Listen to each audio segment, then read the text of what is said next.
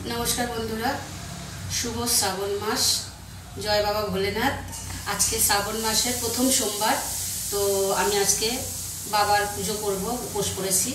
तो देखुन आमार आयोजनटा ठीकठाक आछे किना। এই যে আমার সব আয়োজন, এখানে 5 রকম ফল আছে বাবার মাথায় ছোঁয়াবো।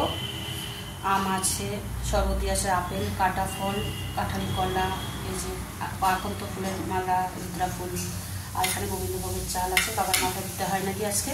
নীলকণ্ঠ ফুল আছে, বেলপাতা আছে, আর এখানে মেন গঙ্গার জল, মধু, ঘি আর দুধ। আর আষাঢ় মাসে বৃষ্টির জল রেখেছিলাম, ওই বৃষ্টির জল একটু মিশিয়ে নিয়েছি বাবার মাথায় ঢালার জন্য। আমি জল ঢালছি বাবার মাথায়।